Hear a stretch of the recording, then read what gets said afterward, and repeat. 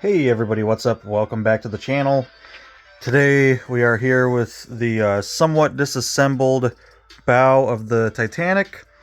You guys can see some stuff I was able to leave together because I only needed to get so far into it. Tried to save all the big side panels that go back on, some of my substructure.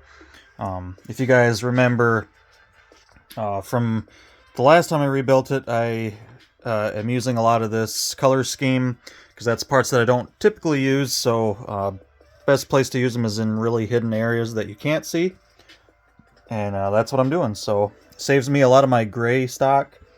When I built the ship the first time around, I grayed all this out on the whole ship and ate through almost every bit of my gray stock. So and I needed that for other projects, so when I rebuilt the ship the last time, went and used a lot of this fun color stuff.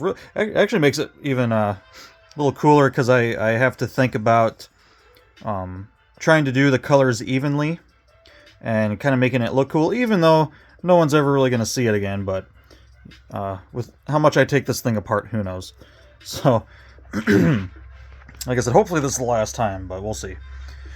Kind of a mess. I just kind of laid everything out as I took it apart. I did take quite a few pictures as I was taking things apart because some stuff I want to redo. I had a lot of some of this colors, some of these 2x6 bricks laying around underneath here. A lot of that stuff is stuff I added in there for extra structural support, basically from the bottom all the way up to the top, so that way as I'm building the upper decks and everything, I have basically a nice solid base to press parts on, get things put together really well, and then the ship is just way overbuilt, and that's why it was so heavy, and that's why the mock failed. So, but I am, like I said, I'm not willing to jeopardize detail, even though I actually did have to jeopardize some detail for the mock. As I'm rebuilding this, I am going to work hard at regaining some of that detail, even kind of making things a little bit better than what it was before in certain areas. More of that is more in the stern section. Not really too much affected the detail in the bow and the middle sections. So yeah, that's kind of where we're at. You guys can see I was able to save the entire funnel section there with some of the lower decks and interior rooms. You guys can see all the decks on the open end, the different rooms, floors with the rooms in them. Basically kind of pulled those off in sections. Tried my best to kind of maintain how they were put together, just because those are really interlaced in the support network. You guys will see like a lot of parts like that with nothing in between them yet. That's because that's all like part of the support structure. So it's a lot of intertwining I did when I put this back together, even more than what Lego does, honestly. Name of the game is basically just overbuild, put a ton of support structure in there, and just make it the heaviest I can. Why not? I love hiking it all the way up on the shelf when it's 3 times the weight of the normal build. So that's basically to where we're at. My first issue here though was I was just going to build from what I have here. Of course I am going to have to dip into my parts because now I've got different things going on in there. The wheels have been removed, they're not going back in. So we're just going to build it really nice, really tough. And my issue is I didn't leave room for the instruction book, and I don't really feel like scooching all this over because I kind of want this stuff like right at my hands. Even though it is a mess, it's literally how it came out of the ship, so I can grab stuff that I need right away. And I kind of forgot for a few minutes there that Lego is kind enough to let you download any instructions that you need from their website. So that's what we're doing. You guys can see I have the instructions downloaded on the computer, and just for reference, there you guys can kind of see the color scheme of the front bow section there. Not too many crazy colors. And then we go to mine, and it's happy time clown funhouse stuff going on in here. So really got colorful with the interior. This section here, you guys can actually see where my kind of color cutoff is. Once I start getting close to the upper decks, I start graying stuff out again.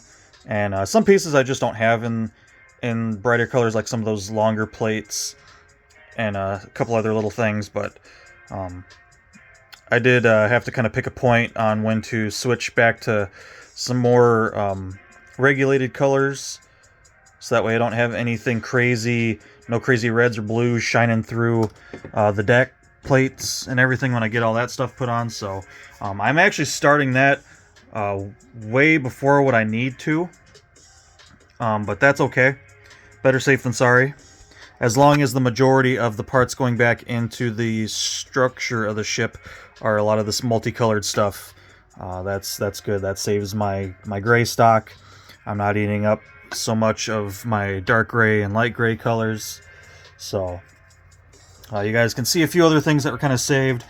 Some of the details, a lot of the little stuff you guys can see. I have like all the deck stuff there, lifeboats, the whole